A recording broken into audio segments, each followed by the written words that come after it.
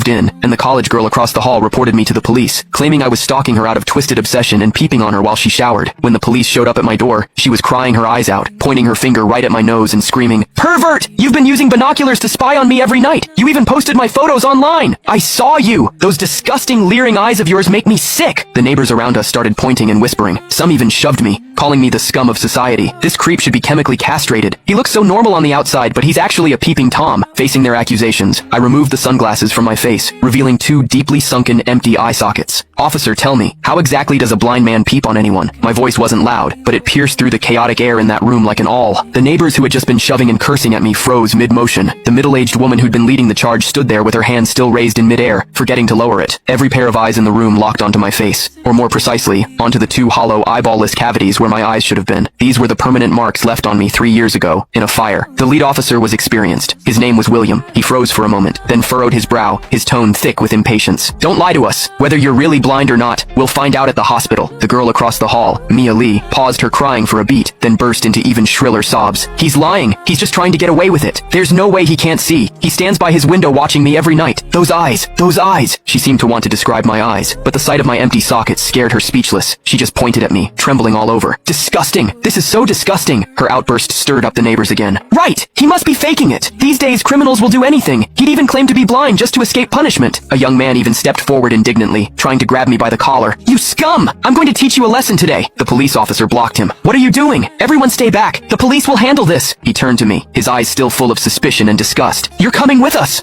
I didn't resist. I calmly held out both hands. Cold metal touched my wrists. Two younger officers flanked me on either side and led me toward the elevator. Behind me, Mia's crying mixed with the neighbors' curses into a chaotic din. "Scum of society, get out of our community. Hope you rot in prison." I could see the righteous expressions on their faces. I could also hear the pleasure in their voices as they trampled me into the mud. I stepped into the elevator. The metal doors slowly closed, cutting off the noise from outside. One of the younger officers, probably new to the job, couldn't help but ask me quietly, Are you really blind?" I tugged at the corner of my mouth but didn't answer. The other officer patted his shoulder, signaling him to keep quiet. But I knew that in their minds, the scales had already tipped completely in favor of that tearful young girl. After all, it was a young, pretty, pitiful college student on one side, and on the other, a suspicious man living alone, wearing sunglasses. In their eyes, it was crystal clear who was the victim and who was the perpetrator. What they didn't know was this. Sometimes, what the eyes see is the biggest lie of all. And I, a blind man, had seen something that none of them had. For instance, when Mia accused me, her heartbeat was steady, without a single ripple of genuine emotion. The interrogation room at the police station was harshly lit by fluorescent lights, and the air smelled faintly of mildew. I sat on a cold metal chair. Across from me were William and a female officer taking notes. Name, Lucas. Age, 28. Occupation, unemployed.